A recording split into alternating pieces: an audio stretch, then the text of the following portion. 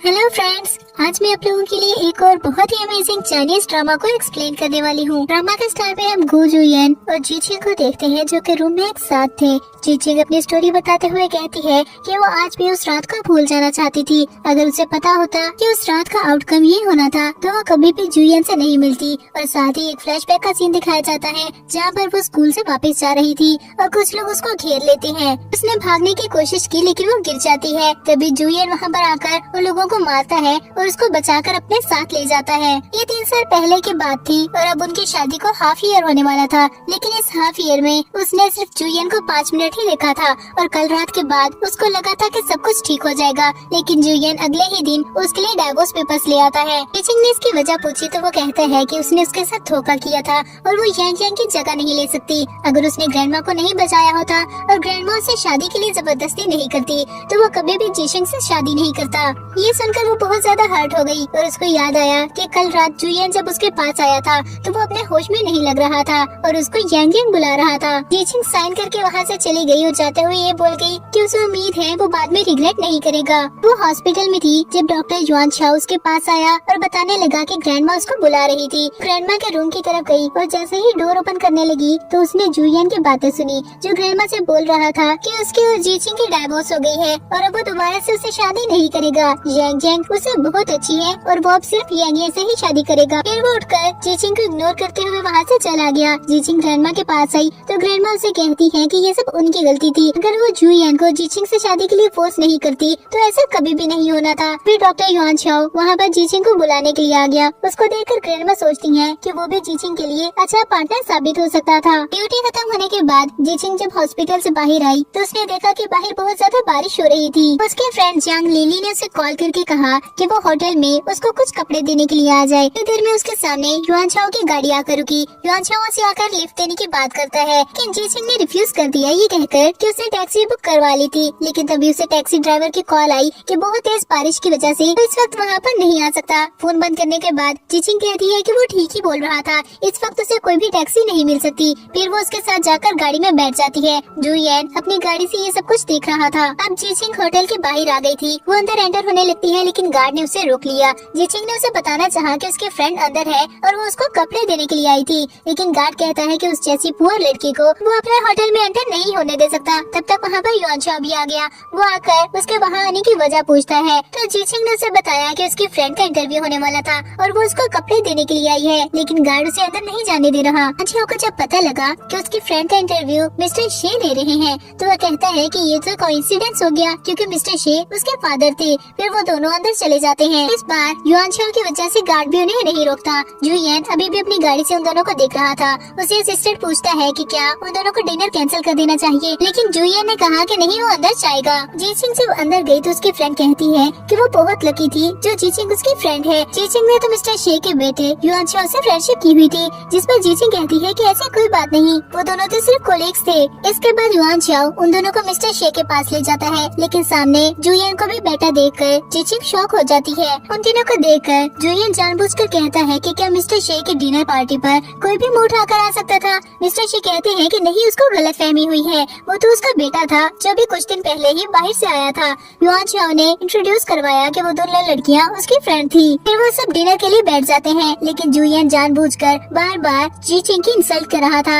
यह सुनकर जीचिंग तंग आ गई। उसकी फ्रेंड बोलने लगती है लेकिन उसने रोक दिया। पर जब जुयन चुप नहीं हुआ तो उसको खुद भी गुस्सा आ गया। वो उठकर कहती है कि वो वहाँ पर डिनर नहीं कर सकती थी। वो वहाँ से जाने लगी लेकिन गर्म चाय उसके हाथ पर गिर जाती है। वो जल्दी से कहती है कि कुछ नहीं हुआ, बिल्कुल ठीक हो जाएगा और अपने हाथ पर ब्लो करने लगी। उसका रिएक्शन देखकर जुयन को एक फ्लैशबैक याद आया जहाँ वो एक लड़की के साथ बैठा हुआ था। उसके हाथ पर चोट लगी हुई थी और लड़की उसके हाथ पर ब्लो करते हुए कहती है कि कुछ भी नहीं हुआ, वो जल्दी ठीक हो जाएगा। वो जल्दी से उठकर जीचिंग के पास गया और उसका हाथ चेक किया। उसके हाथ पर एक और भी चोट का निशान था। उसको एक और फ्लैशबैक याद आया, इसमें कुछ लोग उसको किडनैप करके ले जा रहे थे और वो लड़की यांग यांग उसकी गाड़ी के पीछे भागते हुए चिल्ला रही थी पर वो गिर जाती है जिसकी वजह से उसके हाथ पर चोट लग गई। ये सब याद आने के बाद जुयन ने जीचिंग से पूछा कि क्या वो ऑर्फेनेज में रहती थी और ये चोट उसके वहीं पर लगी थी। तो जीचिंग ने हाँ कहा और उसे अपने ऑर्फेनेज का नाम बताया। ये सुनकर वो कहता है कि ऐसा कैसे हो सकता था, वो दोनों ऑर्फेनेज तो एक दूसरे से बहुत ज्यादा दूर थे। क्या वो ओवर थिंक कर रहा था। और साथ ही बचपन का एक और फ्लैशबैक दिखाया जाता है जिसमें वो दोनों बंधे हुए थे और बाहर खड़े गुंडे आपस में कुछ डिस्कस कर रहे थे। तो यान ने यांग यांग को अपने पास बुलाया और अपने मुंह की हेल्प से उसकी रस्सी खोल दी। फिर उसे कहा कि वो उसका बटन लेकर उसकी ग्रैंडमा के पास जाए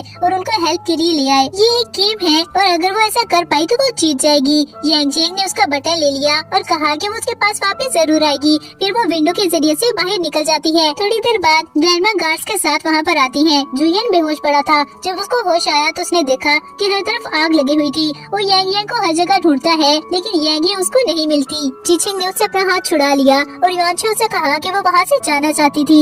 युआन चाओ सबसे एक्सक्यूज करके उसको वहाँ से ले जाता है। उसके जाने के बाद असिस्टेंट जुयन को बताने लगा कि जीचिंग उसके घर से कुछ भी नहीं लेकर गई थी, यहाँ तक कि उसका दिया हुआ 50 मिलियन का चेक भी वो वहीं पर छोड़ गई थी। और उस रात जुयन को ड्रग देने का प्लान ग्रैंडमा का था, न कि जीचिंग का।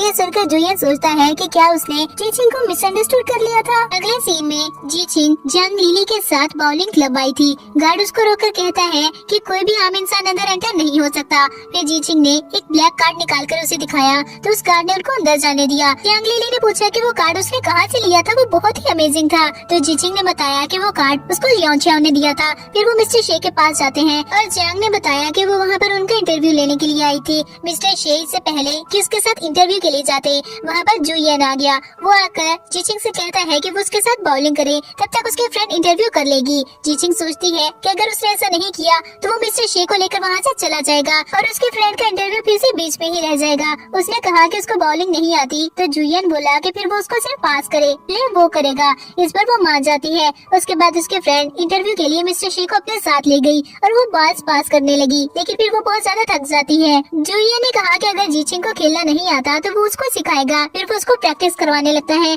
थोड़ी देर बाद उसके फ्रेंड और मिस्टर शे वहाँ पर आ गए। तब वहाँ पर युआन चाओ भी आ गया। वो आकर जीचिंग से कहता है कि जीचिंग ने उसे ट्रीट देनी थी। जीचिंग बोली कि वो बहुत ज्यादा महंगा खाना ऑर्डर न करे वरना वो अफोर्ड नहीं कर सकेगी। जुयन जानबूझकर कहता है कि अगर जीचिंग ट्रीट दे रही थी तो फिर तो उन्हें भी डिनर के लिए जाना चाहिए। वो जानबूझकर एक बहुत ही एक्सपेंसिव डिश का नाम लेता है। उसे पता था कि जीचिंग अफोर्ड नहीं कर सकेगी। युआन चाओ ने कहा कि उसके होते हुए जीचिंग को टेंशन लेने की जरूरत नहीं थी, लेकिन बाद में उसे युआन चाओ को अलग से ट्रीट देनी होगी। तब तक जुयन का असिस्टेंट वहाँ पर आकर बताने लगा कि मंग याओ एयरपोर्ट पर आ गई थी और उसका वेट कर रही थी। वो ये बोलकर जीचिंग से चला गया कि ये डिनर उसके ऊपर उधार है। युआन चाओ जो अपने ऑफिस में था, जीचिंग उसके लिए कॉफी लेकर गई और उसे थैंक्स बोला क्योंकि उसकी वजह से जीचिंग को बहुत कुछ सीखने को मिला था। युआन चाओ ने कहा कि अगर वो सच में थैंक्स कहना चाहती थी तो उसके साथ पार्टी में चले। अब हम देखते हैं कि वो दोनों पार्टी में थी। युआन चाओ जीचिंग को अपने पेरेंट्स से मिलवाता है। थोड़ी देर बाद वहाँ पर जुयन और मंग याओ भी आ गए थे। उसके फ्रेंड्स को पता लग गया था कि उन दोनों की डाइवोर्स हो चुकी है। युआन चाओ ने जीचिंग के साथ डांस किया और ये देखकर जुयन बहुत ज्यादा जेलस हो रहा था। इसके बाद जीचिंग को बहुत सारे लोगों ने डांस की ऑफर की, लेकिन वो रिफ्यूज कर देती है। पर जुयन उसके पास जाकर फिर से उसकी इंसल्ट करने लगा। ये देखकर युआन चाओ जल्दी से पास आया और उन दोनों की फाइट स्टार्ट हो गई। जीचिंग ने उन दोनों को रोका और मंग याओ भी पास चली गई थी। मंग याओ ने खुद को इंट्रोड्यूस करवाया तो जीचिंग को लगा कि वो यांग यांग है जिसके बारे में उस रात जुयन बात कर रहा था। वो युआन चाओ से कहती है कि अब वो वहाँ पर नहीं रह सकती, वो उसे बाहर ले जाए। युआन चाओ उसको वहाँ से ले गया तो उसकी मदर उन दोनों को देखकर कहती है कि जीचिंग उसके फ्रेंड की तरह लग रही थी। अगले सीन में दिखाया जाता है कि जीचिंग लिली के साथ शॉपिंग मॉल आई हुई थी। उसने युआन चाओ के लिए एक गिफ्ट लिया था। तब तक वहाँ पर जुयन और मंग याओ भी आ गए। उनको देखकर जीचिंग ने जाना चाहा, लेकिन उसके फ्रेंड ने वहाँ का एक ड्रेस पहना हुआ था तो वो ड्रेस चेंज करने के लिए चली गई, जिसकी वजह से जीचिंग को वहाँ पर रुकना पड़ा। तो येन जानबूझकर फिर से उसकी इंसल्ट करने लगता है। अब की बार उसकी भी बस हो गई थी, इसलिए जीचिंग गुस्से से बोली क्योंकि बार बार उसके इंसल्ट करके जुयन को मजा आता था तो उसको खुशी होनी चाहिए क्योंकि वो बहुत ज्यादा हर्ट हो गई है और वो अपने मकसद में कामयाब हो गया था। थोड़ी देर बाद जियांग वापस आ गई तो वो दोनों वहाँ से चली जाती हैं और अब जुयन को थोड़ा थोड़ा गिल्टी फील हो रहा था। अब जीचिंग जियांग से बात करते हुए क्लब की तरफ जा रही थी और थोड़ी देर में वो क्लब में सबके साथ बैठी हुई थी। वो सब लोग ट्रूथ एंड डेयर खेल रहे होते हैं। 2 बार जीचिंग की बारी आई, लेकिन युआन चाओ उसकी जगह पर शॉट पीने की कोशिश करता है पर उसके फ्रेंड ने रोक दिया। ये सब देखकर जुयन बहुत ज्यादा जेलस हो रहा था। इसके बाद जीचिंग वॉशरूम में खड़ी वॉमिट कर रही थी क्योंकि उसने बहुत ज्यादा ड्रिंक कर ली थी। युआन चाओ उसे कहता है कि वो उसका सामान लेकर आता है, वो वहीं पर उसका वेट करे, लेकिन उसके जाने के थोड़ी देर बाद ही वहाँ पर जुयन आ गया। उसको देखकर जीचिंग को एक फ्लैशबैक याद आया जिसमें ग्रैंडमा से बोल रही थी कि अब वो कॉलेज रहना छोड़ दे और कुछ दिन उनके साथ आकर घर पर रहे। फ्लैशबैक एंड होने के बाद जुयन ने उसे अपने साथ ले जाना चाहा, लेकिन वो बार बार रिफ्यूज कर रही थी। जुलियन उसे अपने साथ जबरदस्ती ले जाता है। जब युआनचाओ वहाँ पर आया तो वहाँ पर कोई भी नहीं था। वो जीचिंग को ढूंढने की कोशिश करता है। तभी मंगिया वहाँ पर आकर उसे कहने लगी कि उन दोनों का एक ही मकसद था, क्यों ना वो दोनों साथ में मिलकर काम करें। और वहीं दूसरी तरफ बाहर जाकर उसने जीचिंग को गाड़ी में बैठने का कहा। जीचिंग पीछे बैठने लगी, लेकिन जुलियन बोला कि वो उसका ड्राइवर नहीं, और फिर वो उसे जबरदस्ती आगे बिठाकर ले जाता है। जुलियन जब घर पहुंचा तो उसने देखा कि जीचिंग सो चुकी थी। उसको फ्लैशबैक याद आया जब वो पहली बार जीचिंग से मिला था। वो एक यूनिवर्सिटी गया हुआ था और जीचिंग से टकरा गया था। साथ ही दूसरा फ्लैशबैक दिखाया जाता है जब वो दोनों छोटे थे। यांग खेल रही थी, जुलियन उसकी तरफ देख रहा था। फ्लैशबैक एंड होने के बाद वो सोचता है कि आखिर वो उसको यांग की तरह क्यों लगती थी। फिर उसने जीचिंग को उठाया कि अंदर चले। जीचिंग कहती है कि उसने बहुत ज्यादा ड्रिंक की हुई थी, वो अंदर नहीं जाएगी, नहीं तो ग्रैंडमा उसको देखकर परेशान हो जाएंगी। वो आगे से गुस्से से बोला कि उसने ग्रैंडमा को यूज करके उसके करीब आने की कोशिश की थी और अब वो किसी और आदमी के साथ घूमती पी रही है। आखिर वो एक्टिंग करना कब बंद करेगी। वो जीचिंग को उठाकर उसके रूम में ले गया। थोड़ी देर बाद वो उसके लिए हनी वाटर लेकर आता है, लेकिन उसने पीने से रिफ्यूज कर दिया तो जुलियन ने उसे किस करना स्टार्ट कर दी। अगले दिन जब वो उठी तो वो आज भी रूम में अकेली थी। अब वो बाहर बेंच पर बैठी हुई थी जब जुलियन दूर से आकर उसको देखने लगा। वो जुलियन की तरफ देखती है तो उसको फ्लैशबैक का एक सीन याद आता है जिसमें जुलियन ने उसे अपना बटन देकर ग्रैंडमा को लाने के लिए भेजा था। ये सब बहुत ज्यादा धुंधला होने की वजह से उसे कुछ भी याद नहीं आ पाता। वो यांग के स्टाइल में खड़ी होती है तो उसको देखकर जुलियन सोचने लगा कि वो बहुत ज्यादा यांग से रिजेंबल करती थी, लेकिन शायद वो ज्यादा ही सोच रहा है। आखिर वो उसकी यांग कैसे हो सकती थी। शाम में जब वो घर आया तो ग्रैंडमा उसे कहती है कि आज वो जल्दी वापस आ गया था। फिर पूछने लगी कि आखिर वो कब दोबारा जीचिंग से शादी करेगा। उसने कहा कि वो ऐसा नहीं करने वाला तो ग्रैंडमा बोली कि उन्हें अच्छे से पता है कल रात जो उसने किया था अब वो रिफ्यूज नहीं कर सकता। जुलियन बोलता है कि वो दोनों बड़े हो गए थे और ऐसी चीजें बिल्कुल नॉर्मल है। इसका मतलब ये नहीं कि वो उससे शादी कर ले। जीचिंग जो बाहर ही खड़ी थी वो ये बातें सुनकर बहुत ज्यादा हर्ट हो गई और बगैर कुछ सोचे रोड की तरफ भागना शुरू कर दिया। सामने से आती गाड़ी से वो टकराने ही वाली थी जब किसी ने उसे धक्का दिया और वो गाड़ी उसे हिट कर देती है। जीचिंग सिर्फ उसके बैक ही देख सकती थी। जब उसको होश आया तो उसके सामने युआनचाओ खड़ा हुआ था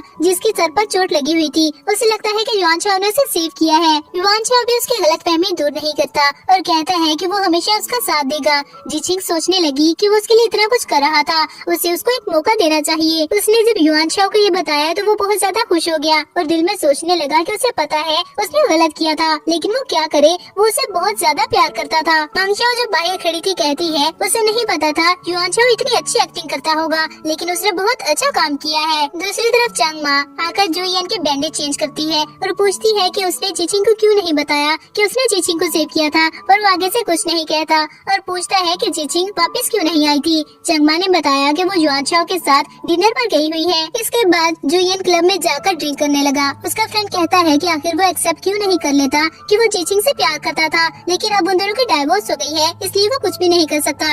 आगे से जुलियन बोला कि वो उसे प्यार नहीं करता था, वो सिर्फ यांग से प्यार करता है। तो उसका फ्रेंड चुप हो गया क्योंकि वो उसे नहीं समझा सकता था। अब हम देखते हैं कि युआनचाओ जीचिंग को छोड़ने के लिए जा रहा था। जीचिंग कहती है कि उसे रेस्ट करनी चाहिए थी, पर वो बोला कि ये उसकी रिस्पॉन्सिबिलिटी है। तो जीचिंग ने कहा कि वो उसको ग्रैंडमा के पास ले जाए। फिर वो दोनों ग्रैंडमा से मिलने के लिए आए। घर के बाहर युआनचाओ ने जीचिंग को फ्लावर्स दिए और जुलियन अपनी गाड़ी से ये सब देख रहा था। गुस्से में आकर वो अपने असिस्टेंट से कहता है कि वो वापस ऑफिस चले। उधर वो दोनों ग्रैंडमा के पास गए और जाकर उनको बता दिया कि वो दोनों साथ थे। थोड़ी देर बाद वहाँ पर जुलियन मंगियाओ को लेकर आ जाता है। जीचिंग को वहाँ पर देखकर मंगियाओ को समझ आ गई कि जुलियन उसे अपने साथ क्यों लेकर आया था। इनमान सबको बातें करने का कहकर अंदर चली गई, लेकिन जुलियन की भीड़ से युआनचाओ से लड़ाई होने वाली थी। पर जीचिंग बीच में आकर बोली कि जो भी मसला था उन दोनों का था, इसलिए वो किसी और को बीच में ना लाए। तो जुलियन ने कहा कि ये तो वो बाद में देखेंगे और वहाँ से चला गया। मंगियाओ सोचती है कि वो भी इतनी आसानी से हार नहीं मानेगी। जब ग्रैंडमा वहाँ पर आई तो जीचिंग उनसे कहती है कि अपने थीसिस तक वो हॉस्टल में ही रहना चाहती थी। अब जीचिंग घर के बाहर झूले पर बैठी हुई थी। जब जुलियन उसके पास आया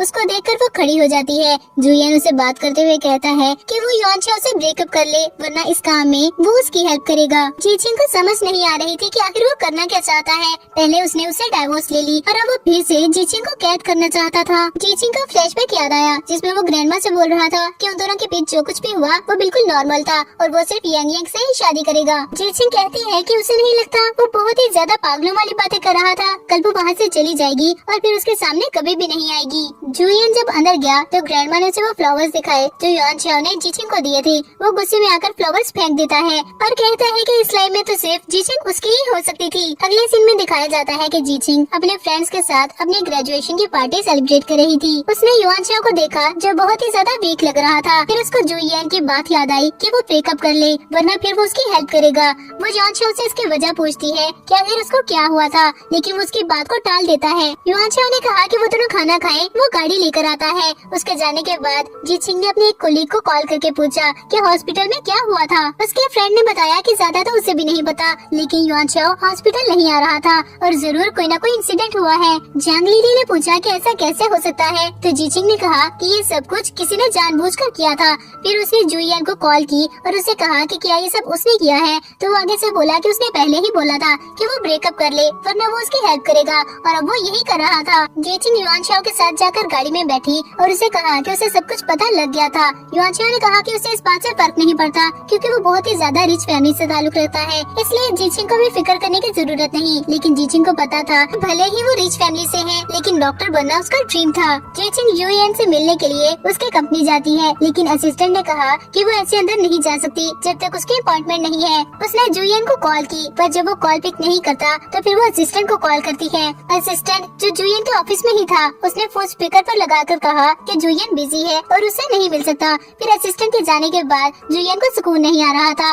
उसने असिस्टेंट को वापस बुलाया और कहा कि वो जीचिंग को बता दे कल वो होटल जाएगा, वो वहाँ पर आकर उसे मिल सकती है। असिस्टेंट ने बाहर आकर जब जीचिंग को कॉल करके बताया तो जीचिंग बोली कि वो प्लेस तो बहुत बड़ी थी, आखिर वो उसको कैसे ढूंढेगी। तो असिस्टेंट बताने लगा कि सुबह 8 बजे वो वहाँ से निकलेगा, अगर वो चाहे तो उसके साथ ही जा सकती थी। अगले सीन में जब वो दोनों होटल पहुँचे तो एक लड़की ने आकर उनसे खाने के बारे में पूछा। जुयन ने पहले मना कर दिया, लेकिन जब उसने देखा कि जीचिंग को भूख लगी थी तो वो खाना लगाने को बोलता है। जीचिंग ने थोड़ा सा खाया, लेकिन जब उसने देखा कि जुयन नहीं खा रहा था और उसे ही देखे जा रहा था तो वो भी रुक जाती है। उसने देखा कि जुयन गुस्से में लग रहा था तो वो सोचती है कि अभी उसे इस मैटर के बारे में बात नहीं करनी चाहिए। जुयन उठकर अपने रूम में चला गया तो वो वहीं पर बैठी इंतजार करती रही क्योंकि उसे लग रहा था कि वो बहुत बिजी है और वो उसे डिस्टर्ब नहीं करना चाहती थी। जुयन जब बहुत देर उसका इंतजार करता रहा और वो अंदर नहीं आई तो वो गुस्से में सोचता है कि उसके पास इतने पैसे नहीं थे कि वो एक और रूम अफोर्ड कर सके। जब उसने कॉल करके पता किया तो उसे पता चला कि वो तो उसी टेबल पर बैठे बैठे सो गई थी। जीचिंग टेबल पर सर रखे सो रही थी जब वेट्रेस उसके पास आई और कहने लगी कि वो 2 घंटे ज्यादा टेबल पर बैठी रही है, इसलिए उसको बिल पे करना होगा। वो और कुछ नहीं कर सकती थी, इसलिए बिल पे करके वहाँ से बाहर चली गई। अब वो सर्दी में बैठी हुई जुयन का इंतजार कर रही थी। जुयन जब वहाँ पर आया तो जीचिंग उसका बाजू पकड़कर उठने लगती है। उसके ऐसे करने से जुयन के पेन हुआ तो वो पूछती है कि आखिर उसके बाजू पर क्या हुआ था। तभी असिस्टेंट आकर बताने लगा उसके एक्सीडेंट के बारे में। ये सुनकर जीचिंग को याद आया कि उसका एक्सीडेंट भी उसी दिन हुआ था, पर ये कोइंसिडेंस कैसे हो सकता है। फिर वो दोनों रूम में चले गए तो असिस्टेंट उनके लिए मिल्क टी लेकर आता है। जीचिंग ने कहा कि अब वो उसको इसके लिए पे करने का ना बोले क्योंकि उसे पता था कि पहले उसने जो पेमेंट की है वो भी जुयन का ही काम है। थोड़ी सी टी पीने के बाद जीचिंग बात करने लगी, लेकिन उसको युआन चाओ की कॉल आ जाती है। वो कॉल अटेंड करके बाहर चली गई और जानबूझकर उसके राइट हैंड इंजरी के बारे में पूछा। युआन चाओ ने कहा कि कौन सी इंजरी, वैसे भी वो लेफ्ट हैंड से काम करता था और अगर कोई इंजरी होगी भी तो उसको फिक्र करने की जरूरत नहीं। ये सुनकर जीचिंग को समझ आ जाती है कि उसने उसकी जान युआन चाओ ने नहीं बल्कि जुयन ने बचाई थी। कॉल एंड होने के बाद वो वापस जुयन के पास गई और उससे पूछने लगी कि आखिर उसने युआन चाओ के साथ ऐसा क्यों किया था। क्या उसे नहीं पता कि डॉक्टर के लिए माल प्रैक्टिस कितनी ज्यादा इम्पोर्टेंट होती है। वैसे भी उन दोनों की डाइवोर्स हो गई थी, अब वो क्या चाहता है। जुयन ने कहा कि वो चाहता है कि वो युआन चाओ से ब्रेकअप करके उसके पास वापस आ जाए। इस पर जीचिंग खड़ी होकर बोली कि वो मंगिया से प्यार करता था और वो उन दोनों के बीच में नहीं आना चाहती, इसलिए वो उसकी जान छोड़ दे। तभी उसको चक्कर आने लगते हैं तो जुयन उसको लेकर सोफे पर गिर गया और बोला कि वो मंगिया से प्यार नहीं करता था। फिर वो उसको किस करने लगता है। दूसरी तरफ असिस्टेंट ने जाकर ग्रैंडमा को कॉल करके कहा कि काम हो गया था। अगले दिन जुयन उठा तो सोचने लगा कि जब से यांग यांग गई थी उसको रात को सोने के लिए मेडिसिन लेनी पड़ती थी, लेकिन ये पहली दफा हुआ था कि उसको मेडिसिन की जरूरत नहीं पड़ी। फिर थोड़ी देर बाद जब जीचिंग उठी तो उसे लगता है जुयन उसको फिर से अकेला छोड़कर चला गया था और उसने देखा कि जुयन सोफे पर बैठा हुआ है। वो उठकर जीचिंग के पास गया और उसे ब्रेकफास्ट करने को कहा। उसके बाद वो उसे अपने साथ घर ले गया और चंगमा को बताया कि आज के बाद वो वहीं पर रहेगी। जुयन रूम में गया तो जीचिंग विंडो के पास खड़ी हुई थी। वो उसे पूछती है कि आखिर वो किस आइडेंटिटी के साथ उसको वहाँ पर लेकर आया था। वो मंगिया से प्यार नहीं करता था पर वो यांग यांग से तो प्यार करता था, वो उसके लिए कुछ भी नहीं है। फिर उसको अपनी और यांग यांग की सारी स्टोरी बताता है और कहता है कि यांग यांग उसको अभी तक नहीं मिली थी। उसकी बात सुनकर जीचिंग को उसके लिए बुरा फील होता है और फिर वो दोनों किस करने लगे, लेकिन बीच बीच में ही उसके असिस्टेंट की कॉल आ गई और कॉल सुनते ही जुयन को पता लगा कि यांग यांग के बारे में कोई क्लू मिला था, तो वो जीचिंग को वहीं पर छोड़कर वहाँ से चला गया। अब वो अपने ऑफिस में बैठा एक वीडियो देख रहा था जो बिल्कुल भी क्लियर नहीं थी और पास खड़ा आदमी एक्सप्लेन कर रहा था कि उस दिन उसने देखा था एक कपल उस लड़की को लेकर जा रहा था, लेकिन वो यांग यांग है या नहीं इस बारे में वो कंफर्म नहीं बता सकता। तो जुयन ने अपने असिस्टेंट से उस कपल के बारे में पता करवाने को कहा। जब वो घर गया तो जीचिंग उसके पास आकर उसे बात करने की कोशिश करती है पर वो उसे इग्नोर करके अंदर चला गया। ग्रैंडमा ने जब उसे पूछा कि आखिर वो अपनी शादी की वाइन कब पिला रहा था तो वो साफ मुकर गया कि कौन सी शादी की वाइन। ये सुनकर जीचिंग कहती है कि वो सच में उसको कोई भी आइडेंटिटी नहीं देना चाहता था। ग्रैंडमा जुयन को डांटने लगी, लेकिन उसको फिर से असिस्टेंट की कॉल आती है तो वो फिर से वहाँ से चला गया। जीचिंग ने सोचा कि उसके वहाँ रहने का कोई फायदा नहीं, तो वो जाकर अपना सूटकेस पैक करती है और वहाँ से अपने फ्रेंड के घर चली जाती है। वो उठी तो जांग ने उसके लिए खाना रेडी किया हुआ था। खाना खाते हुए उसको यानचाओ की कॉल आने लगी तो जांग उसे पूछती है कि अब वो क्या करेगी, तो जीचिंग ने जवाब दिया कि उसे अब पूरी तरह से ये सब खत्म करना होगा। यानचाओ को मैसेज करके मिलने के लिए बुलाया। उसी तरह जुयन अपने ऑफिस में था जब उसको घर से कॉल आई कि जीचिंग अपना सामान लेने के लिए गई थी पर अभी तक वापस नहीं आई। उसने अच्छा कहकर फोन बंद कर दिया। फिर वो अपने काम में बिजी होने की कोशिश करता है, लेकिन जब नहीं हो सका तो वो उठकर घर चला गया। जब वो घर पहुंचा तो चंगमा उसके पास आकर बोली कि फाइनली वो घर आ ही गया था। उसने ऊपर अपने रूम की तरफ देखा जिसकी लाइट बंद थी। उसको फ्लैशबैक याद आया जब वो जीचिंग को छोड़कर वहाँ से चला गया था। तो वो वहीं पर खड़ा होकर सिगरेट पीने लगा। अगले सीन में हम गु जुईचेन को देखते हैं जो कि एक लड़की के साथ था। वो दिल में सोचता है कि उसके भाई ने यांग यांग को ढूंढ लिया था, अब उसको भी वापस चले जाना चाहिए। दूसरी तरफ जीचिंग युआनचाओ से मिलने के लिए जाती है।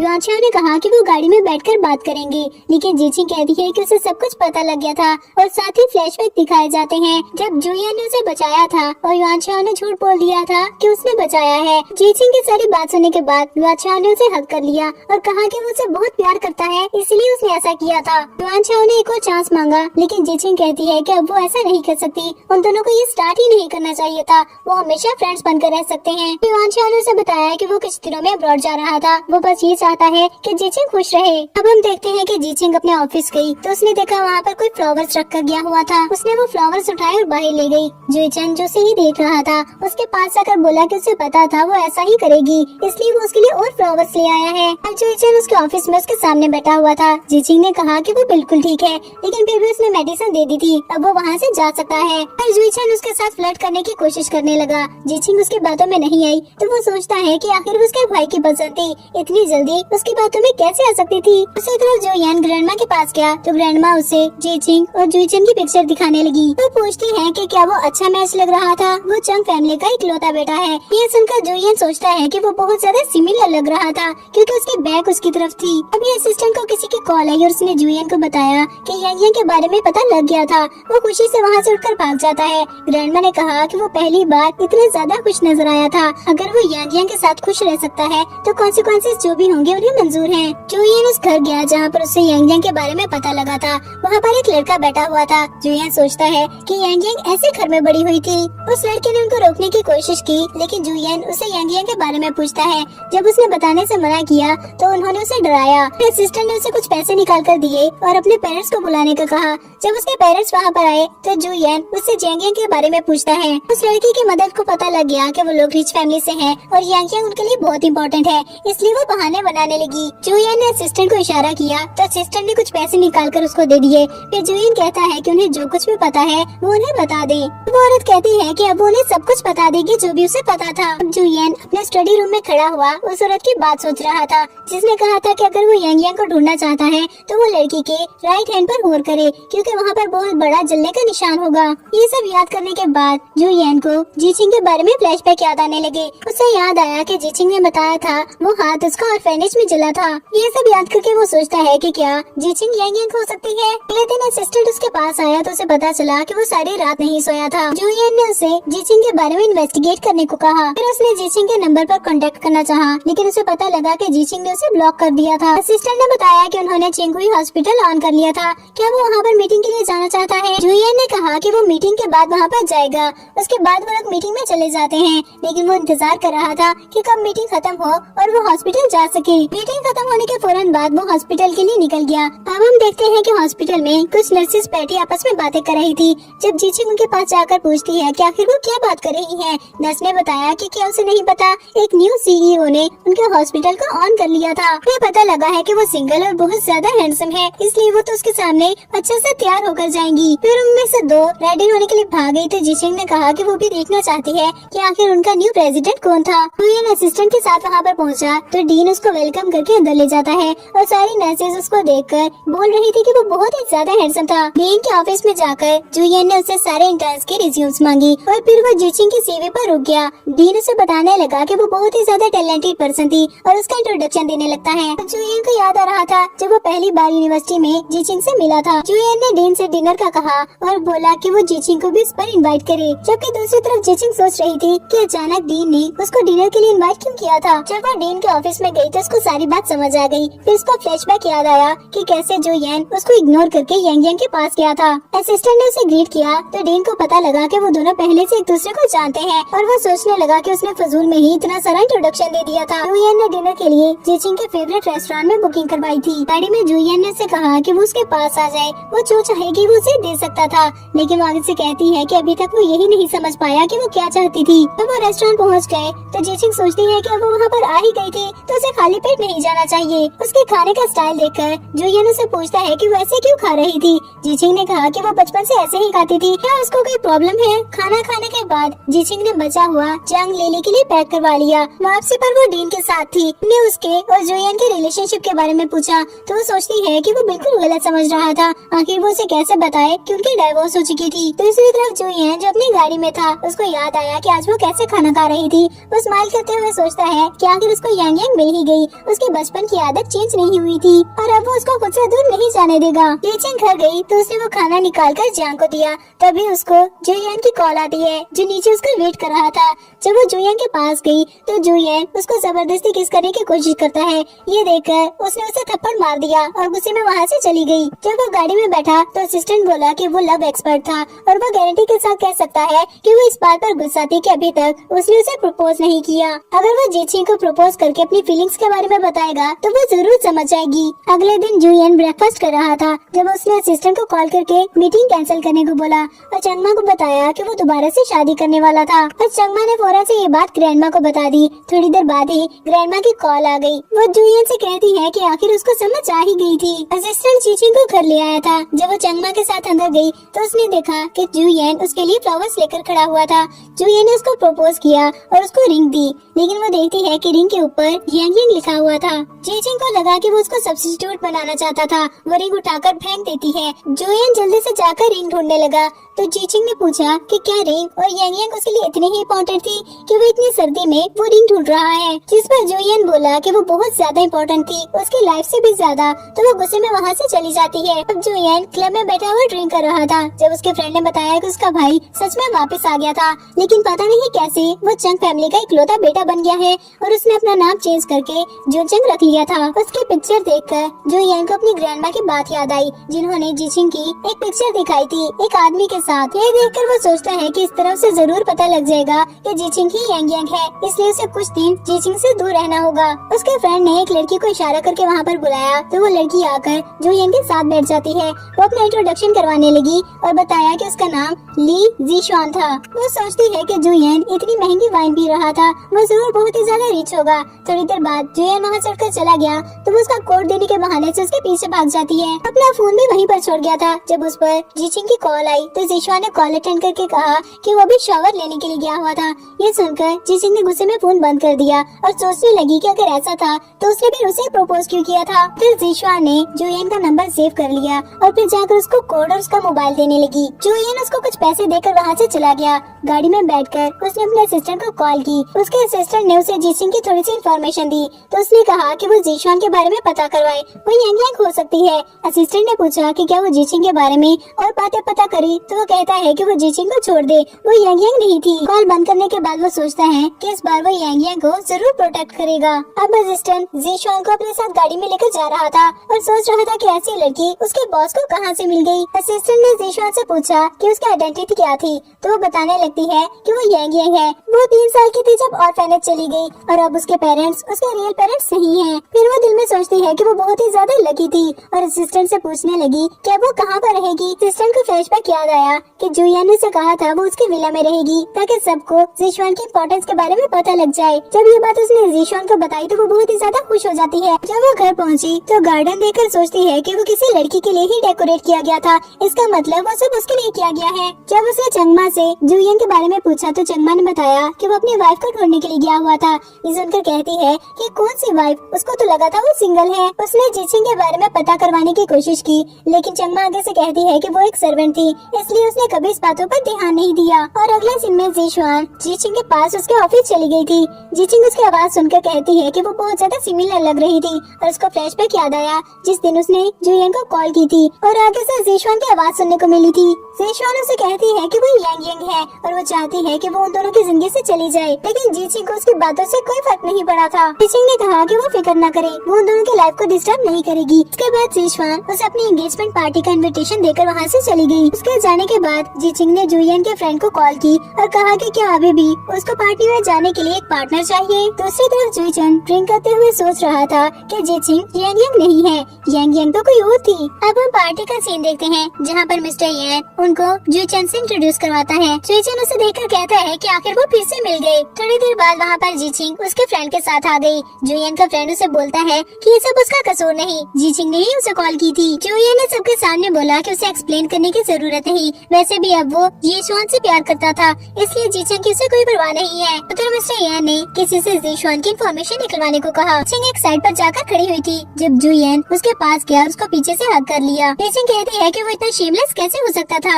यंग के मिलने के बाद भी वो उसके पास क्या करने के लिए आया है। जुलियन ने पहले एक्सप्लेन करने की कोशिश की लेकिन जब उसको फील हुआ कि वो एक्सप्लेन नहीं कर पाएगा तो वो कहता है कि वो बस इतना बताने के लिए आया था कि जुइचन अच्छा आदमी नहीं है, वो उससे दूर रहे। पर वो उसको इग्नोर करके वहाँ से चली गई। तो जुलियन दिल में सोचता है कि वही उसकी यंग थी, वो ये सब सिर्फ उसके लिए ही कर रहा था। दूसरी तरफ मिस्टर येन जुइचन के साथ खड़ा हुआ था। मिस्टर येन ने जीशुआन की सारी इन्फॉर्मेशन दी और बताया कि उसका भाई अब उस पर नजर रखे हुए था। जुइचन बोला कि अब उसे भी कोई जल्दी नहीं थी, उसे थोड़ा सा वेट कर लेना चाहिए था। फिर मिस्टर येन ने पूछा कि क्या अभी भी वो जीचिंग को फ्लावर्स भेजेगा, तो आगे से कहता है कि नहीं, क्योंकि अब वो उसके काम की नहीं थी। अब हम देखते हैं कि जीचिंग अपनी रिपोर्ट लेने के लिए रिसेप्शन पर गई तो उसने नर्सेस की बात सुनी जो बोल रही थी कि जुलियन अपनी गर्लफ्रेंड को पेरेंटल चेकअप के लिए हॉस्पिटल लेकर आया था। ये सुनकर वो बहुत ज्यादा हर्ट हो गई थी। फिर उसने नर्स से अपनी रिपोर्ट ली और रिपोर्ट देखकर वो शॉक हो जाती है। दूसरी तरफ असिस्टेंट ने जुलियन को जाकर ये बताया कि जीशुआन की फेक प्रेगनेंसी के बारे में न्यूज फैला दी गई थी। जुलियन कहता है कि अब टाइम आ गया है, उसको जाने देना चाहिए। अगले ही सीन में जीशुआन जुइचन से मिलने के लिए गई थी।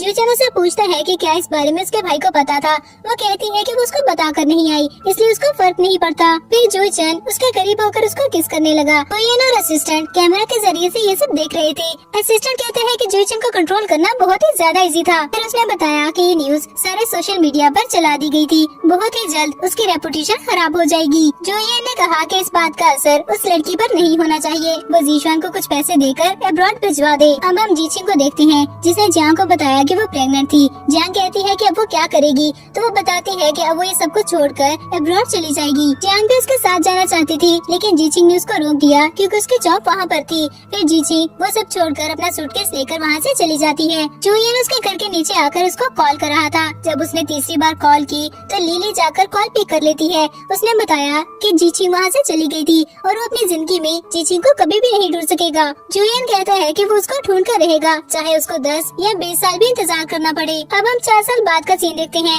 जहाँ पर जीचिंग अपने बेटे के साथ चाइना वापस आ गई थी। युआन चाओ उनको एयरपोर्ट से पिक करने के लिए जाता है और अब वो जियांग के साथ रेस्टोरेंट में बैठी खाना खा रही थी। जियांग ने हांगहांग को अपने पास बुलाया और उसे प्यार करने लगी। फिर वो पूछती है कि क्या उसके आने का ग्रैंडमा को पता है। ग्रैंडमा उसको बहुत ज्यादा याद करती थी। इस पर जीचिंग कहती है कि इस संडे वो ग्रैंडमा से मिलने के लिए जाएगी और ग्रैंडमा को सरप्राइज देगी। लिली ने उसे पूछा कि क्या वो युआन चाओ के साथ थी। इस पर उसने मना कर दिया तो लिली उसे बताने लगी कि जुइचन 3 साल पहले जेल चला गया था और जुइचन ने उसको हर जगह ढूंढा था। 3 साल पहले वो लड़की उसकी कुछ भी नहीं लगती थी, लेकिन जीचिंग ने उसकी बात बीच में ही काट दी और कहा कि अब इस बातों का उससे कोई लेना देना नहीं है। उधर जुलियन को इस बारे में पता लग गया कि वो वापस आ गई थी, लेकिन असिस्टेंट ने बताया कि वो अकेली नहीं आई थी, युआन चाओ भी उसके साथ आया था। इसके बाद उसके मुंह से ब्लड आने लगा तो असिस्टेंट ने कहा कि उसको चेकअप के लिए जाना चाहिए क्योंकि उसकी स्टमक ब्लीडिंग फिर से स्टार्ट हो गई थी। पर जुलियन ने मना कर दिया और कहा कि जो पार्टी का इन्विटेशन आया था वो उसको दिखाए। जीचिंग अपने ऑफिस में थी जब एक एम्प्लॉय के पास आई और उसको गेस्ट की लिस्ट दिखाने लगी। लिस्ट चेक करने के बाद उसको पता लगा कि जुयन भी पार्टी में इनवाइटेड था,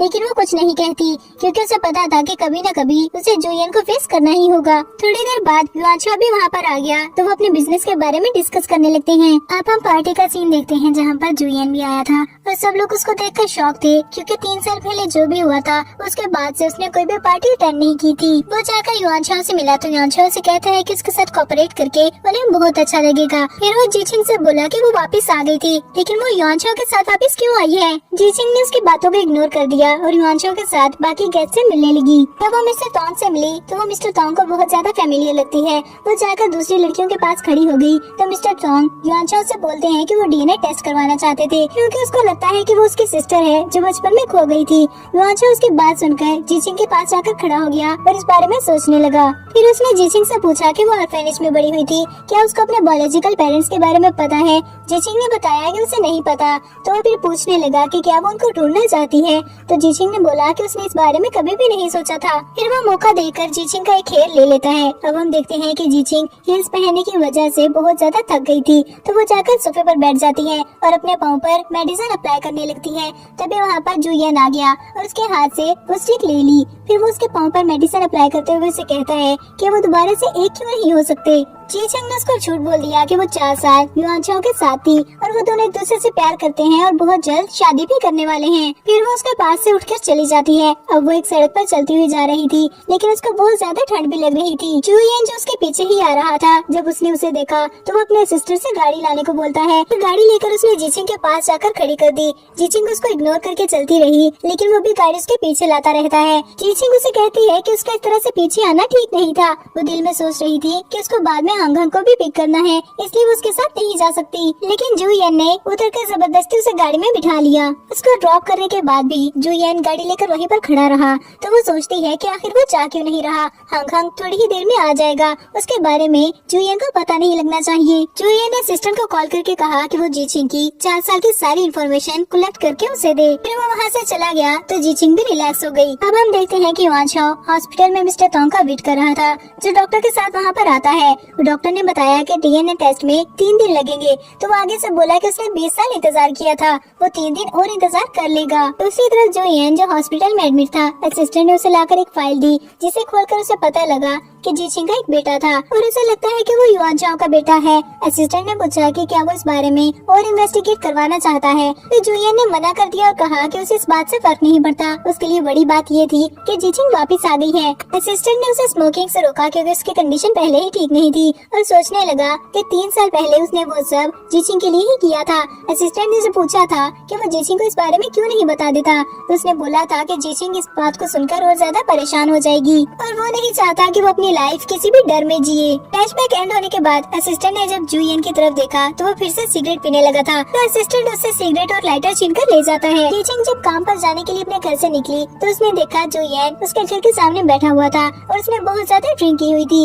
वो उसे कहती है कि वहाँ पर क्या करने आया है, फौरन वहाँ से चला जाए और उसको ड्रेस कहाँ से मिला। लेकिन जुयन ने उसको उठकर हक कर लिया और वो जाने के लिए तैयार नहीं था, तो जीचिंग उसको अपने घर के अंदर ले गई। उसको अपने घर की चाबियां दी और कहा कि जब उसका दिल भर जाए तो वहाँ से जा सकता है। जुयन ने उसके बेटे के बारे में पूछा और कहा कि उसे फर्क नहीं पड़ता वो किसका बेटा था, वो बस उसकी ही हो सकती थी। जीचिंग उसको कहती है कि वो पागल हो गया है। फिर वो वहाँ से जाने लगी और सोचती है कि अच्छा हुआ उसे ये पता नहीं लगा कि वो उसका ही बेटा था। जीचिंग ने असिस्टेंट को कॉल की और कहा कि उनको बता दे वो उनके साथ कॉन्ट्रैक्ट साइन करने के लिए रेडी था, लेकिन जीचिंग खुद कॉन्ट्रैक्ट लेकर उसके पास आएगी। अब जुयन एक रेस्टोरेंट में बैठा हुआ था जब उसने दूसरे टेबल पर हंग को उसकी नैनी के साथ देखा। वो खाना खा रहा था और खाना खाने के बाद जब बिल देने की बारी आई तो नैनी ने बताया कि वो तो नैनी थी और अपने साथ इतने ज्यादा पैसे नहीं लेकर आई। हंग ने कहा कि उसकी मदर ने उसे कुछ पैसे दिए थे, पर जब उसने पैसे निकाले तो वो पैसे भी काफी नहीं थे। हंग बोला कि अगर ऐसा था तो वो अभी अपनी मदर को कॉल करेगा, थोड़ी देर में वो आकर बिल पे कर देगी। जुयन ने सोचा कि वो इतनी सी उम्र में कितना समझदार था। वो उसके पास गया और बोला कि वो उसका बिल पे कर देगा। हंग जो थोड़ी देर पहले नैनी से ये बोल रहा था कि वो किसी हैंडसम से अंकल को ढूंढकर अपनी मदर की उससे शादी करवा करवा देगा। जुयन को देखकर वो उससे उसका नंबर मांग लेता है। दूसरी तरफ मिस्टर तोंग डीएनए रिपोर्ट लेकर घर गया और अपने पेरेंट्स को बताया कि उसको अपनी बहन मिल गई थी। उसके पेरेंट्स बहुत ज्यादा खुश होते हैं और जीचिंग को लंच के लिए इनवाइट करते हैं। जीचिंग जब वहाँ पर पहुँची तो उसकी मदर ने भागकर उसे हग कर लिया। उसको सिचुएशन समझ में नहीं आ रही थी तो युआनचाओ उसे कहता है कि वो अंदर जाकर आराम से बात करे, उसे सब समझ आ जाएगा। जब वो अंदर गई तो उसके भाई ने उसे डीएनए रिपोर्ट दिखाई। उसकी मदर सॉरी कहती है कि वो ठीक से उसका ख्याल नहीं रख पाई थी, इसी वजह से वो गुम हो गई थी। लेकिन वो कहती है कि इसमें उसका कोई कसूर नहीं, अब वो वापस आ गई है तो सब ठीक हो जाएगा। अब हंगांग फिर से जुयन से मिलने के लिए आया था। फिर वो उसे अपने बारे में बताने लगा कि उसके पास उसकी मदर, उसका गॉडफादर, गॉड मदर और उसके 2 ग्रैंडमा थी। जुयन ने उसके फादर के बारे में पूछा तो हंगांग ने बताया कि उसका फादर नहीं है, बचपन से उसके पास सिर्फ उसकी मदर थी, इसीलिए वो चाहता है कि जुयन उसकी मदर से शादी कर ले। जुयन ने बताया कि वो पहले से किसी और को पसंद करता था, इसलिए वो उसकी मदर से शादी नहीं कर सकता। फिर असिस्टेंट ने आकर जुयन को याद दिलाया कि आज उसकी मीटिंग थी जीचंग से, तो वो हंगांग को भेज देता है। ये कहकर कि नैनी उसका वेट कर रही है। हंगांग के जाने के बहुत देर बाद भी जीचिंग वहाँ पर नहीं आई थी। बहुत वेट करने के बाद युआनचाओ वहाँ पर आया और बताने लगा कि जीचिंग को कुछ काम था, इसलिए उसको आना पड़ा। उसे उम्मीद है कि जुयन को उसका आना बुरा नहीं लगा होगा। जुयन बोला कि वो कॉन्ट्रैक्ट साइन कर देगा, पहले वो उसके सवालों के जवाब दे। क्या पिछले 4 साल वो जीचिंग के साथ था, जिस पर उसने कहा कि वो नहीं था। फिर जुयन ने दोबारा से पूछा कि क्या हंगांग उसका बेटा है, इस पर भी उसने नहीं कहा तो वो रिलैक्स हो जाता है। फिर उसने कॉन्ट्रैक्ट उठाकर साइन कर दिया। अब हम हंगांग को देखते हैं जो कि जीचिंग के साथ था। उसने जीचिंग का मोबाइल लेकर जुयन को कॉल की और उसे बताया कि आज उसकी मदर उसे पिक करने के लिए आई थी और उसकी मदर उसे लंच पर इनवाइट करना चाहती हैं। जुयन बोला कि अभी वो बिजी है, लेकिन जैसे ही फ्री होगा वो उसके घर आ जाएगा। इस पर हंगांग कहता है कि उसने तो उसका एड्रेस पूछा ही नहीं, फिर वो उसके घर कैसे आएगा। जिस पर जुयन ने कहा कि अच्छा हुआ उसने याद दिला दिया, वो खुद ही उसे अपना एड्रेस बता दे। हंगांग बोला कि वो अपनी मदर के साथ रहता था। फिर जीचिंग से पूछने लगा कि उनका एड्रेस क्या है। जीचिंग जब बोली तो उसकी आवाज सुनकर जुयन हैरान हो गया। फिर उसको हंगांग से की हुई सारी बातें याद आई तो उसे पता लगा कि वही जीचिंग का बेटा था। उसने असिस्टेंट को कॉल करके कहा कि वो हंगांग की सारी बर्थ इन्फॉर्मेशन लाकर उसे दे। और अगले ही सीन में वो हंगांग के साथ गेम्स खेलने के लिए गया हुआ था। वो बार बार खुद को हंगांग का फादर बता रहा था। हंगांग कहता है कि अगर प्रिटेंड करने के बजाय वो सच में उसका फादर होता तो कितना अच्छा होता। उसको हंगांग के लिए बुरा लगता है क्योंकि वो उसे नहीं बता सकता था कि वो उसका रियल फादर है। वो दोनों वहाँ पर बहुत ज्यादा एंजॉय करते हैं और उसके बाद हम देखते हैं कि जीचिंग हॉस्पिटल में इंतजार कर रही थी। तभी जुयन वहाँ पर भागता हुआ आता है और कहता है कि कल गेम्स खेलते हुए हंगांग बहुत ज्यादा एक्टिव था, फिर एकदम से वो बीमार कैसे पड़ सकता है। डॉक्टर ने आकर बताया कि उसको ल्यूकेमिया हो गया था। ये सुनकर वो सब बहुत ज्यादा शॉक हो जाते हैं। जुयन जाकर जीचिंग को कंफर्ट करने लगा, लेकिन मिस्टर तोंग बीच में आ गया। वो कहता है कि वो हंगांग का बायोलॉजिकल फादर था, इसलिए उसको बचाने के लिए वो कुछ भी करेगा। जीचिंग कहती है कि इस वक्त उसको क्लोज रिलेटिव ही बचा सकते थे, उसके पेरेंट्स या फिर उसके सिबलिंग्स। ये सुनकर जुयन ने कहा कि वो उसकी हेल्प जरूर करेगा। फिर वो दोनों हंगांग के पास गए तो हंगांग बोला कि उसे तो आज स्कूल जाना था, वो हॉस्पिटल में क्यों है। और जुयन से पूछने लगा कि वो वहाँ पर क्या कर रहा था। जुयन बोला कि उसको पता लगा था हंगांग ठीक नहीं है, फिर भला वो उसे मिलने कैसे नहीं आता। अब जीचिंग डॉक्टर के पास जाकर पूछती है कि क्या बोन मैरो मैच किया। डॉक्टर ने बताया कि बोन मैरो मैच करना बहुत ही मुश्किल था। उसने पूछा कि क्या जीशुआन अपने बच्चे को लेकर वहाँ पर नहीं आई, तो डॉक्टर ने बताया कि वहाँ पर कोई भी बच्चा नहीं आया था। उसे अभी भी लग रहा था कि जुयन और जीशुआन का एक बच्चा था और वो उसके बोन मैरो से हंगांग को बचा सकती थी। ये सोचकर वो कहती है कि वो अभी भी उन दोनों को प्रोटेक्ट कर रहा था, वो हंगांग की हेल्प ही नहीं करना चाहता। वो खुद ही जाकर जीशुआन से बात करेगी। फिर वो क्लब चली गई जहाँ पर जीशुआन एक और आदमी के साथ खड़ी हुई थी। उसने जाकर जीशुआन से कहा कि उसे उसकी हेल्प चाहिए, बदले में वो कुछ भी ले सकती थी। जीशुआन कहती है कि क्या बदले में वो उसकी जान ले सकती है। तो जीचिंग बोली कि उन दोनों को बैठकर बात करनी चाहिए। बैठने के बाद जब जीचिंग ने उसकी हेल्प मांगी तो जीशुआन को पता लगा कि वो अभी भी गलत समझ रही थी। उसे अभी भी लग रहा था कि जीशुआन और जुयन का एक बच्चा है, लेकिन वो उसके सामने प्रिटेंड करने लगी और बोली कि वो इतनी आसानी से उसकी हेल्प नहीं करेगी। तो जीचिंग ने कहा कि उसको कोई भी कंडीशन मंजूर है, वो बस सोचकर उसे बता दे। उसके जाने के बाद जीशुआन सोचती है कि उसने 4 साल में जो कुछ बर्दाश्त किया था वो सबका बदला लेगी। दूसरी तरफ असिस्टेंट ने जाकर जुयन को इस बारे में बताया कि जीचिंग जीशुआन से मिलने के लिए गई थी और वो उसे हेल्प मांग रही थी। उसको अभी भी गलत फहमी हुई है। जुयन को फ्लैशबैक याद आया जब हॉस्पिटल में जीचिंग ने उसे कहा था कि अब सिर्फ पेरेंट्स या फिर सिबलिंग्स का बोन मैरो ही हंगांग को बचा सकता है। ये सब याद करने के बाद वो जल्दी से बाहर निकल गया ताकि जीचिंग से इस बारे में बात कर सके। उसने जाकर जीचिंग से बात करने की कोशिश की, लेकिन जीचिंग ने कहा कि अभी वो हंगांग के अलावा और कोई बात नहीं करना चाहती। आखिर उसने अपना प्रॉमिस पूरा क्यों नहीं किया। जुयन ने कहा कि वो हंग के लिए बोन मैरो ले आएगा, लेकिन वो जीशुआन से दूर रहे। पर वो आगे से फिर से मिसअंडरस्टूड कर लेती है और कहती है कि वो अभी भी उन दोनों को प्रोटेक्ट कर रहा था। आखिर वो इतना पत्थर दिल कैसे हो सकता है। उसका फ्लैशबैक याद आया जहाँ पर जीशुआन ने उसे कहा था कि 4 साल पहले जुयन उसे इतना प्यार करता था कि उसके लिए अपने भाई को भी जेल में भेज दिया। दूसरी तरफ हम जीशुआन को देखते हैं जिसने किसी से कॉल करके कहा कि वो जीचिंग को फैक्ट्री बुलवाएगी और वहीं पर उन्हें वो काम करना है, लेकिन पैसों की वो बिल्कुल भी फिक्र न करे। जीचिंग एक बॉक्स लेकर एक रोड पर आकर खड़ी हो गई और जीशुआन को कॉल करके कहा कि वो पैसे ले आई थी, वो कहाँ पर है। तभी कोई उसके पीछे से आकर उसके मुंह पर रुमाल रख लेता है और उसको बेहोश करके वहाँ से ले गया। उधर असिस्टेंट ने जाकर जुयन को इस बारे में बताया तो जुयन परेशानी में जल्दी से अपने ऑफिस से बाहर निकल जाता है। उधर जीशुआन ने जीचिंग को बांधा हुआ था। जीचिंग कहती है कि उसको जो भी उसके साथ करना था बाद में करे, अभी हांग की कंडीशन बहुत खराब है, उसको उसकी हेल्प करनी ही होगी। जीशुआन हंसने लगी और फिर उसे सब कुछ बता दिया कि उसका तो कोई बच्चा ही नहीं था और वो कितनी पागल है, हमेशा उस लड़की की बात करती थी जो ऑर्फेनेज में उसका साथ हुआ करता था, लेकिन उसे यही नहीं पता कि वो लड़का जुयन था। दूसरी तरफ जुयन फुल स्पीड पर गाड़ी चलाते हुए वहाँ पर आ रहा था। जीशुआन ने कुछ आदमियों को वहाँ पर बुलाया और कहा कि उन्हें काम जल्दी करना होगा, देर ना करें। लेकिन इससे पहले कि वो कुछ कर पाते जुयन वहाँ पर पहुँच गया। जुयन ने उन सबसे जबरदस्त फाइट की और जीचिंग को बचा लिया। जीचिंग उसको हक करते हुए सॉरी बोलती है तो जुयन ने कहा कि उसे सॉरी कहने की जरूरत नहीं, सॉरी तो उसे करना चाहिए जो वो उसे प्रोटेक्ट नहीं कर सका। जीशुआन ने गुस्से में आकर नाइफ उठाकर जुयन की मार दी। तब तक वहाँ पर युआन शाओ भी आ गया और उसने जीशुआन को पकड़ लिया। अब हम हॉस्पिटल का सीन देखते हैं जहाँ पर डॉक्टर ने आकर जीचिंग को बताया कि अगर उसको 2 दिन में होश नहीं आता तो उसकी जान को खतरा था, इसलिए वो मेंटली प्रिपेयर रहे। उसके जाने के बाद असिस्टेंट जीचिंग को बताने लगता है कि उसने 3 साल पहले जो कुछ भी किया था उसी के लिए किया था। फिर उसने जीचिंग को उसके लॉकर का कोड दिया और कहा कि अगर उसके पास वक्त हो तो जाकर देखिए उसने उसके लिए क्या किया था। जीचिंग घर गई तो उसने देखा कि सब कुछ वैसा ही था जैसा वो छोड़ के गई थी, कुछ भी चेंज नहीं हुआ था। वो जुयन के रूम में गई और उसकी शर्ट की तरफ देखने लगी। असिस्टेंट ने बताया था कि उसकी शर्ट का एक बटन हमेशा गायब रहता है। फिर उसने लॉकर खोला और उसमें से वो रिंग निकाली जो 3 साल पहले उसने जीचिंग को दी थी। वहाँ पर एक रिकॉर्डिंग डिवाइस भी पड़ी हुई थी। जब उसने वो ओपन करके देखी तो उसमें बहुत सारी रिकॉर्डिंग्स थी जिसमें वो रोज ये रिकॉर्ड करता था कि आखिर वो कब आएगी और आज उसको इतने दिन हो गए हैं उसे दूर हुए। इस सब के बाद वो बहुत ज्यादा रोने लगती है। चंगमा उसके लिए एक वेडिंग ड्रेस लेकर आई और उसे बताया कि वो ड्रेस जुयन ने 3 साल पहले ही उसके लिए प्रिपेयर करवा लिया था, लेकिन उसको टाइम ही नहीं मिला कि वो उसे दे सके। जीचिंग वो ड्रेस पहनकर भागते हुए हॉस्पिटल जाती है। हंग ने उसको देखकर पूछा कि वो इतना रेडी होकर क्यों आई थी, तो जीचिंग ने कहा कि वो उसके फादर के पास जा रहे थे। फिर वो उसको जुयन के पास ले गई तो हंग ने पूछा कि वो तो अंकल गो के पास ले आई है। फिर उसने बताया कि वही उसका फादर था। जीचिंग जुयन से बोली कि वो उसके लिए वेडिंग ड्रेस पहन कर आई थी और उसकी दी हुई रिंग भी उसने पहन ली है। अभी भी अगर वो नहीं उठा तो वो सच में युआनचुआ के पास चली जाएगी। अगले दिन जुयन को होश आ जाता है। हंग ने कहा कि अच्छा हुआ वो उठ गया, उसकी मामा उसके लिए बहुत ज्यादा रोई थी। इस पर जुयन कहता है कि फ्यूचर में वो उसको कभी भी रोने नहीं देगा। तभी डॉक्टर ने आकर उनको गुड न्यूज दी कि हंग के लिए बोन मैरो अरेंज हो गया था, वो सर्जरी परफॉर्म कर सकते हैं। और अगले सीन में सर्जरी परफॉर्म हो गई थी। वो हंग के पास खड़े हुए थे और हंग बोल रहा था कि वो पहले से बहुत बेहतर फील कर रहा है। वो उसको घर कब लेकर जाएंगे और फिर वो उसको घर ले जाते हैं। वो गाड़ी में बैठने लगे तो मिसेस तोंग ने कहा कि वो हंग को उनके पास ही रहने दे।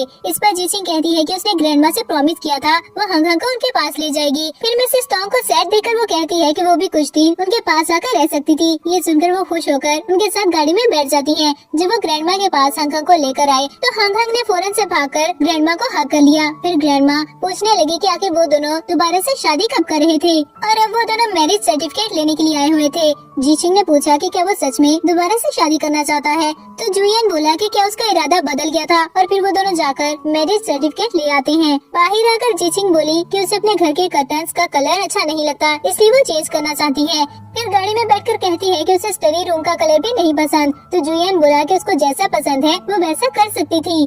जुयन मीटिंग में था जब मिस्टर वैंग के जल्दी मीटिंग एंड करने पर उसको गुस्सा आ गया। असिस्टेंट बाहर जाकर उसको एक्सप्लेन करता है कि मिस्टर वैंग की बेटी की शादी थी, इसलिए उन्हें जल्दी है। ये बात सुनकर उसने कहा कि वो उनके लिए गिफ्ट प्रिपेयर करे और खुद भी कुछ दिन की छुट्टी ले सकता था। असिस्टेंट को तो उसकी बात पर यकीन ही नहीं आया। वो कहता है कि शादी के बाद वो इंसानों की तरह बिहेव कर रहा था। अब वो दोनों घर आ गए थे जब चंगमा जीचिंग के लिए सूप बनाने के लिए जाती है। जुयन उसे कहता है कि उसको ज्यादा खाना चाहिए क्योंकि वो बहुत ज्यादा वीक हो गई थी। अब वो दोनों खाना खा रहे थे जब जुयन को किसी की कॉल आई तो वो काम करने के लिए स्टडी रूम में चला जाता है। अब वो दोनों रूम में थे जब जीचिंग ने कहा कि वो हंगा को देख कर आती है, लेकिन जुयन ने उसे रोक लिया और बोला कि वो अपने हस्बैंड को अकेले कैसे छोड़ सकती थी और फिर उसे किस करने लगता है। अब जुयन काम पर था। उसने असिस्टेंट से कहा कि उसका रात का स्केड्यूल चेंज कर दे क्योंकि अब उसकी फैमिली थी, वो रात देर तक काम नहीं कर सकता। असिस्टेंट उसके बातें सुनकर शॉक हो जाता है। फिर ऑफिस में जाकर उसने फ्लावर अरेंज करने को कहा जो वो जीचिंग को भेजना चाहता था। जीचिंग के पास जब फ्लावर पहुँचे तो उसके पास खड़ी फेफे कहती है कि अब उसका हस्बैंड था, उसको कोई भी ऐसे फ्लावर्स नहीं भेज सकता। जीचिंग बोली कि ये फ्लावर्स उसके हस्बैंड ने ही भेजे थे। फेफे को वो फ्लावर्स बहुत पसंद आए थे तो जीचिंग ने वो उसे दे दिए। जब वो आकर जुयन के साथ गाड़ी में बैठी तो वो उसे फ्लावर्स के बारे में पूछता है। जीचिंग ने बताया कि वो युआनशा के रूम में पड़े थे क्योंकि फेफे ने उससे लेकर युआनशा को दे दिए थे। ये बात उसे भी बाद में पता लगी थी। फेफे युआनशा को पसंद करती है। जुयन ने युआनशा को कॉल की और कहा कि अब उसे भी शादी कर लेनी चाहिए। फेफे उसके लिए अच्छी चॉइस है। तो वो आगे से बोला कि जब वो वापस आया था तो उसके पास ऑलरेडी गर्लफ्रेंड है। अब हम देखते हैं कि जुयन ने चंगमा से कहा कि वो जीचिंग के लिए फिश सूप प्रिपेयर कर दें। जब वो वहाँ पर आती है तो चंगमा उसके लिए फिश सूप लेकर आई, लेकिन वो देखते ही उसको वॉमिटिंग फील होने लगती है। फिर उसको रियलाइज हुआ कि वो प्रेग्नेंट थी। जब इस बारे में उसने जुयन को बताया तो वो खुशी से उसे हग कर लेता है। और यहीं पर हमारा ये ड्रामा एंड हो गया। आपको आज का ड्रामा कैसा लगा हमें कमेंट सेक्शन में जरूर बताइएगा और ऐसे ही अमेजिंग ड्रामास के लिए हमारे चैनल को सब्सक्राइब कर दें।